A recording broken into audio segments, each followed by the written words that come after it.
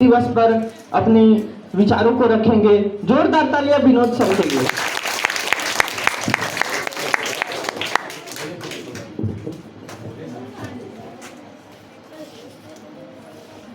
ताली बजाओ एक बार लेकिन से। माननीय इस सभा के अध्यक्ष रूप हमारे चंदेश्वर बाबू, शाहिद बाबू, चंदन बाबू, मनीष जी वगैरह सहयोगीगण, बहुत हर्ष की बात है कि हम लोग एक साथ एकत्रित होकर हम लोग शिक्षक दिवस मना रहे हैं। यह अवसर बड़ा ही मान्य है क्योंकि गुरु का स्थान कोई ले नहीं सकता। गुरु का स्थान सब देवों से ऊपर है, अपार है। इनकी महत्ता पर विचार की जाए तो मैं सोचता हूँ कि यह गुरु का जो महत्ता है, शीर्ष है, वह शीर्ष तनिक भी देवों से भी कम नहीं। तो देखेंगे हम थोड़ा सा कुछ इस पर लेख लिखे हैं और बच्चों को यह संदेश देना चाह रहे हैं कि शिक्षक दिवस किसके नाम से क्यों और कैसे मनाया जाता है। सर्वपल्ली राधाकृष्णन की जन्म तिथि के अंतराल में पूरा जीवनी उनके सामने हम प्रस्तुत करने जा रहे हैं। बच्चे ध्यान देंगे और इसको अमल करेंगे। बहुत कुछ हम बताने वाले हैं। हम भले ही इसका पहले अध्ययन नहीं किया, रात में मैं लिखा हूँ जो आप लोग के सामने प्रस्तुत कर रहे हैं। ठीक है, तो देखिए प्राचीन भारत का इतिहास रहा है। प्राचीन भारत का यह इतिहास रहा है कि गुरु का बड़ा ही महत्व रखा गया है और यह महत्व ब्रह्मा विष्णु महेश से तनिक भी कम नहीं है। इसीलिए शास्त्रों में भी कहा गया है कि और वंदना की गई है, गुरु ब्रह्मा, गुरु विष्णु, गुरु देवो महेश्वर। इतना ही से अंत नहीं होता है। पुनः मध्य काल में गोस्वामी तुलसीदास ने भी लिखा है और वो भी गुरु की महत्ता को बताया है। उसने लिखा है, बंदो गुरुपद पदुम परागा सुरसि सुवास सरस अनुरागा। यानी गुरु की वंदना के बारे में वह बताया है।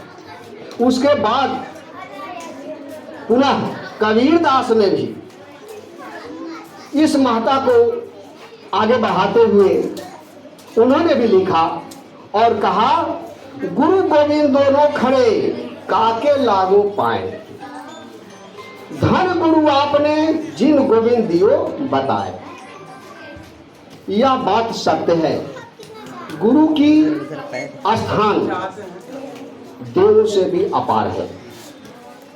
यह शिक्षक दिवस के अवसर पर इनके परिचय मैं दे रहा हूँ। इस पर थोड़ा सा ध्यान देंगे और इस पर विचार करेंगे। शिक्षक दिवस भारत देश के पूर्व राष्ट्रपति स्वर्गीय डॉक्टर सर्वपल्ली राधाकृष्णन शिक्षक का जन्म दिवस प्रत्येक वर्ष 5 सितंबर को मनाया जाता है। यह सत्य है और यह दिवस शिक्षक हित, समाज हित के मद्देनजर रखते हुए शिक्षकों को प्राथमिक विद्यालय से लेकर महाविद्यालय, विश्वविद्यालय स्तर तक कि शैक्षणिक संस्थान, प्राइवेट एवं सरकारी संस्थान ने अपने अलग अलग रूप में इन्हें सम्मानित किया है एवं पुरस्कृत किया है। चूंकि स्वर्गीय डॉक्टर सर्वपल्ली राधाकृष्णन एक शिक्षक थे और शिक्षक होते हुए भी भारत के उपराष्ट्रपति एवं राष्ट्रपति बने। एक आदर्श ईमानदार, समाज सेवा, देशभक्त, छात्रों में इंसानियत एवं आत्मविश्वास, सद्भावना, कौमी एकता, बड़ों के आदर, छोटों से प्रेम, आत्मदर्शन इत्यादि की शिक्षा दी। इनकी शिक्षा से संपूर्ण देश ही नहीं बल्कि विश्व भी प्रभावित हुआ है। बड़े ज्ञानी तथा उच्च पद पर रहते हुए भी वह सादगी एक आम आदमी जैसा सभी से प्रेम व्यवहार सेवा की भावना रखी। आज हम हर वर्ष 5 सितंबर शिक्षक दिवस मनाकर इनकी जीवनी का अध्ययन करते हैं। यह अध्ययन के देखेंगे तो इन्होंने अपनी प्रेरणा हम लोग इनसे लेते हैं और इनके समाधि पर माल्यार्पण भी करते हैं। इनकी जीवनी इस प्रकार है, देखेंगे, ध्यान देंगे। सर्वपल्ली डॉक्टर राधा कृष्णन का जन्म 5 सितंबर 1888 के मद्रास के तिरुवोत्तनम नामक ग्राम में हुआ था। बच्चे हल्ला न करेंगे, हल्ला मत करो बच्चे। कहाँ यह तेलुगु ब्राह्मण थे। इनके पिता का नाम सर्वपल्ली वीरा स्वामी और माता का नाम श्रीमती सीतम्मा था। इनका शिक्षा प्राथमिक से इंटर तक अपने स्थानीय गांव पर ही प्राप्त हुआ। स्नातक मद्रास के बेहोर्स महाविद्यालय से किया और एमए दर्शन शास्त्र में क्रिश्चियन कॉलेज से पास किया। वे बहुत बड़े दार्शनिक थे। इसके अलावा इन्होंने कुछ सेवा भी किया है। यह शिक्षक के रूप में तो आया ही, योगदान दिया ही, तो वह कहाँ कहाँ दिए यह भी चर्चा है मेरे पास।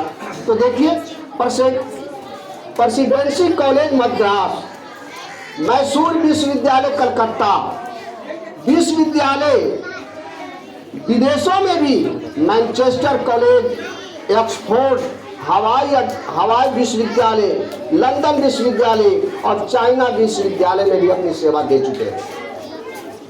ध्यान दो इधर। अब यह एक शिक्षक और राष्ट्रपति उपराष्ट्रपति के रूप में ही नहीं बल्कि इन्होंने आगे भी बढ़ा और यह लेखक के रूप में भी इन्हें सम्मानित किया गया। वह अपने 25 पुस्तक लिखा। सर्वपल्ली राधाकृष्णन ने अपने जीवन में 25 पुस्तक लिखे हैं, जिसमें कुछ पुस्तक विश्वविख्यात है, जैसे में Athens of Vedanta, philosophy of Rabindranath Tagore, Bhagavad Gita, east and west, release in changing world इत्यादि। यह प्रसिद्ध पुस्तकें हैं इनकी। इन्होंने इसके बाद आगे बढ़ते हुए देश की सेवा किया है और सबसे पहला बार इन्होंने भारत के राजदूत के रूप में सोवियत संघ में गया। उसके बाद वहां से लौटने के बाद उपराष्ट्रपति चुने गए। वह सत्र था 1952 से 1962 तक। उसके बाद राष्ट्रपति के रूप में हुए। वो भारत के 1962 से लेकर 1967 तक राष्ट्रपति बने रहे। उनका निधन 17 अप्रैल 1975 को भारत माँ के गोद में हमेशा के लिए सो गए और सो कभी आज अमर है ना। अब जो है कुछ और बातें इनके लिए मैं कहना चाहूँगा कि आपसे मैं प्रश्न कर रहा हूँ। आज शिक्षक दिवस है तो बताएंगे, क्या सूर्य के सामने जाने पर भी कभी अंधकार रह सकता है? नहीं। यह अंधकार तब तक ही है जब तक हम गुरु के सानिध्य में नहीं आते। गुरु से साक्षात्कार होने पर कोई दुख, किसी भी प्रकार का अंधकार नहीं रहेगा। गुरु के सामने जाने पर पाप रहता ही नहीं है। यह ज्ञान संतों द्वारा ही प्राप्त की गई। इस संसार में 2 शक्तियां हैं। एक शक्ति जो काम कर रही है, पहला ईश्वर ने जो जीवों को बनाकर इस संसार में भेज रहा है, और दूसरा गुरु जीवों को सुधार कर उनका उद्धार कर रहा है। और आंखों में ईश्वर ने आंखें हमें ईश्वर ने दी है, इसमें रोशनी भरा है, पर उनमें ज्ञान गुरु ने दिया है। यह है, बिना गुरु का ज्ञान हो ही नहीं सकता। बिना गुरु के ज्ञान वह अपनी माँ आदि को भी पहचान नहीं सकता। अगर गुरु आंखों में ज्ञान न दे तो आंखों से क्या लाभ। जब तक गुरु की कृपा न हो, जीव का कल्पना नहीं किया जा सकता। इस संसार में तारने वाला एक गुरु ही है। सामने गड्ढा हो और नेत्रों में ज्ञान नहीं हो तो उसमें गिर जाओगे। जब तक गुरु नहीं मिलेगा तो बिना गुरु के ज्ञान नहीं होता, और ज्ञान के बिना जीव का भटकना समाप्त नहीं होता। ऐसा गुरु की सबसे बड़ी प्रार्थना है कि गुरु ईश्वर का एक प्रकाश है। गुरु क्या है? एक ईश्वर का प्रकाश है। ईश्वर ही गुरु रूप में आते हैं। आंखों का आनंद गुरु दर्शन में है और कानों का आनंद गुरु की वाणी सुनने में है। ईश्वर ने कान दिए हैं, परंतु उसमें वाणी गुरु की ही सुनोगे तभी भला होगा। गुरु की महिमा अपार है, इसकी उन पर कृपा हो जाए, जिस पर उनकी नजर पड़ जाए वह फिर इस संसार का मनुष्य नहीं रहता। वह रहता यही है पर यहाँ का नहीं रहता। उनके चरण स्पर्श से प्रकाश मिलता है। जब रात को घना अंधकार हो जाता है तो कुछ तारागण टिमटिमाते रहते हैं, परंतु यह मोह का अंधेरा इतना गहरा होता है कि इसमें किसी तरह की रोशनी नहीं रहती। उस अंधेरे में कुछ छूता ही नहीं, वस्तुएं आपस में टकराने लगते हैं। अनेक संप्रदाय सबका अपना अपना ईश्वर में सब झगड़ों के कारण बन जाते हैं। तब परमात्मा की रोशनी गुरु के द्वारा ही प्राप्त होती है। वही इस अंधकार को दूर भगाते हैं। गुरु ही मुख्य गुरु है, जिसके सानिध्य में ही हमें ज्ञान रूपी प्रकाश का दर्शन होता है। इसके साथ ही मैं बच्चों के लिए कहता हूँ, मैं बोलना चाहूँगा कि यह बच्चा जो है एक गीली मिट्टी है, और वो गीली मिट्टी आप देखे होंगे कि कुम्हार के चाक पर रख दी जाती है और उसे तरह तरह के चीज़ें तैयार कर ली, छोटे छोटे अंगुलियों से, तलहथियों से उसे सुधार कर एक घड़ा रची जाती है। उस ध्यान दो इधर, वह घड़ा को इतनी चिकनी होने के कारण उसमें टेढ़ापन हो जाता है, इतना मुलायम होने के चलते में सुधार नहीं होता है, जिसके चलते वह कुछ कठोर करने के लिए उसे हवा में रख दी जाती है, और जब उस पर हवा का प्रभाव पड़ता है तो वह कठोर हो जाता है। और वो कठोरता में भी उस घड़े में सुंदरता नहीं लाती है। वह सुंदरता तब आती है कि वही गुरु रूप कुम्हार ने उसके अंदर में एक हाथ डालकर एक ऊपर से लकड़ी का तख्ता लेकर उसकी ठोकाई करते हैं, और ठोकाई करने के बाद एक बड़ा ही सुंदर सुडौल और मन भावन घड़ा तैयार कर देते हैं। और इतना ही से अंत नहीं होता है, उस घड़े को वह अपने तपित आग में तपाते हैं, उसके बाद अपना शेयर करते हैं दूसरे को, उसका कीमत लेते हैं। उसमें भी देखिए थोड़ा सा अंतर है। अगर वह तपाकर वह घड़ा हर तरह से सुदृढ़ करके दी जाती है और वो घड़ा ले जाते हैं आपके गलती से आपके ठोकरों से अगर टूट जाती है तो वह मिट्टी पूरा ही मिट्टी में नहीं मिल सकता। यह मिट्टी वर्षों वर्षों तक उस घड़े का टुकड़ा उसी रूप में रहेगा जिस रूप में कुम्हार ने गढ़ दिया है। वही विशेषता है बच्चों में।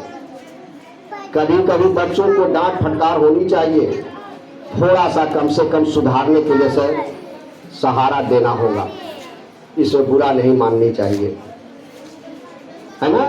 बच्चों को हमेशा टीचरों द्वारा ऐसा उपदेश दे, ऐसा संदेश दे, ऐसी शिक्षा दे कि उनका संस्कार कहीं भी प्रकाशित हो। तो उनके साथ साथ मेरे स्कूल गुरुकुल और गुरुकुल के सहयोगी शिक्षक गण का भी पुरस्कृत किया गया, पुरस्कार मिले। आपका संस्कार सबसे बड़ा चीज है। वैसे जानते हैं यह जो है कहीं कहीं अभी तो गुरुओं का भी थोड़ा सा हास हुआ है, अपने व्यापारी में आ गए हैं, अपना वह लोभ में आ गए हैं, अपना कुछ ऐसा भावना भर चुके हैं कि यही मेरा जीवन का आधार है। थोड़ा थोड़ा सा डिग्री लिया, टीचर बन गए। लेकिन टीचर का क्या सिद्धांत है, क्या नियम है, बच्चों के साथ कैसे रहना है, टीचरों को कैसे रहना है, यह सारा कुछ समाहित है जो लोग नहीं समझ पाते हैं और व्यापार समझकर टीचर लाइन में आ जाते हैं। उससे केवल उनका ही नहीं बल्कि समाज का भी हास होता है। वो अच्छे शिक्षा नहीं दे पाते हैं, वो अच्छी शुद्धता नहीं दे, उनमें गुण होना चाहिए, उनमें शक्ति होनी चाहिए ताकि अपने जैसा पूरे विद्यार्थी को बना दे। और मैं बच्चों के लिए भी कहता हूं कि बच्चों में भी हराशाई है, बच्चों में भी कमी आई है। आप देखेंगे किसान अपना खेत तैयार करता है और उसमें चुने चुने हुए वह बीज को मुट्ठी में लेकर छींट देता है। वह अब वर्षा ऋतु को पाकर वह अंकुरित होता है, आगे आता है, पुष्पित होता है, फलित होता है, लेकिन कहीं कहीं ऐसा भी होता है कि वो पौधा झुला जाता है, कमजोर हो जाता है। तो कहीं कहीं ऐसा भी होता है कि वो होता ही नहीं है। तो यहाँ कैसे ऐसा स्थिति हो जाता जबकि एक ही समान एक ही तरह का सारा कुछ कर रहा है, ऐसा क्यों हो जाता है?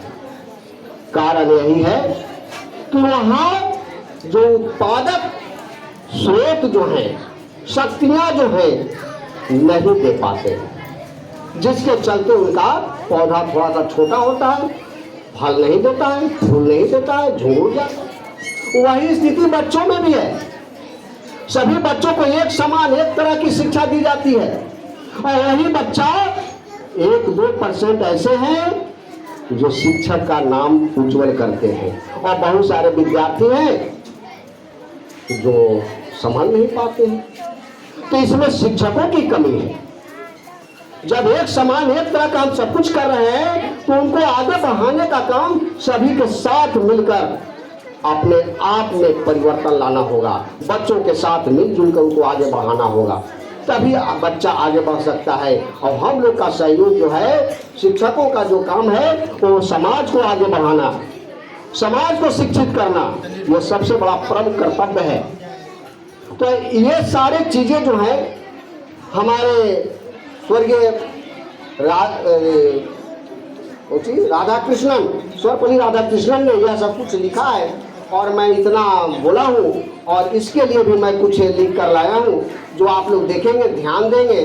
इसमें गुरु के लिए, शिक्षकों के लिए और बच्चों के लिए भी मैं कुछ लाया हूँ, है ना। तो वो क्या है आप सुनेंगे। भजन करो भगवान का, प्रसाद जरूर मिलेगा। भजन करो भगवान का, प्रसाद जरूर मिलेगा। कर्म करो इंसान का, सम्मान जरूर मिलेगा। कर्म करो इंसान का, सम्मान जरूर मिलेगा, है ना। उसके लिए, गुरुवर के लिए करो परिश्रम अथक, करो परिश्रम अथक, फल देने वाला राम है। करो परिश्रम अथक फल देने वाला राम है। जग तेरा कुछ नहीं बिगाड़ेगा जब तेरे साथ गुरुवर है। इसलिए आप निर्भीक हो जाएं। और बच्चों के लिए मैं कहना चाहता हूं कि उनके लिए है, उनके लिए हम आगे पीछे हो गए। चलिए उसके बाद वहां जो है अपने गुरु के लिए हम पद छोड़ दिए थे, उनके लिए भी मैं लिखा है, कर्म की पूजा धर्म की पूजा, कर्म की पूजा धर्म की पूजा, पूजा होती है विद्वान की। कर्म की पूजा धर्म की पूजा, पूजा होती है विद्वान की, और सारा पूजा झूठे है जब पूजा नहीं होता इंसान का। ये गुरुवर के लिए था। और इसके साथ ही मैं जो किया, अगर गलती होगा तो क्षमा करेंगे, क्योंकि गुरुवर के बारे में भी बोले हैं, बच्चों के भी बारे में बोले हैं। जहाँ जहाँ गलती होगी क्षमा करेंगे। और मैं अब यहीं अपना वाणी का विश्राम देता हूँ। बहुत बहुत धन्यवाद विनोद सर। जैसा कि आप सभी जानते हैं कि आपके माता पिता अपने बच्चों को शिक्षक के पास भेजते हैं ताकि शिक्षक उनका भविष्य गढ़ सके, उनको पूरी धैर्य लगन और मेहनत से उनके सपनों को साकार करने में मदद कर सके, है ना। मैं बच्चों आपको बताना चाहता हूँ, पहले इधर ध्यान देंगे, सब लोग इधर देखेंगे। मैं आपको बता दूं कि आपको बुखार लगता है तो आप सोचते हैं कि मैं आज एब्सेंट कर देता हूँ, है कि नहीं? बोलिए हाँ या ना। हाँ। और मैं आपको बता दूं कि एक शिक्षक को जब बुखार लगता है तो वह सोचते हैं कि अगर मैं आज स्कूल नहीं जाऊंगा, आज मैं कोचिंग नहीं जाऊंगा, तो मेरे चलते बच्चे आज ऐसे ही बैठ जाएंगे, है ना। इसलिए जो शिक्षक होते हैं वो दवा खाकर भी और पढ़ाने जाते हैं। समझ में आया? तो गुरु का जो लगन है, मेहनत है, उसकी कोई भी तुलना नहीं किया जा सकता है।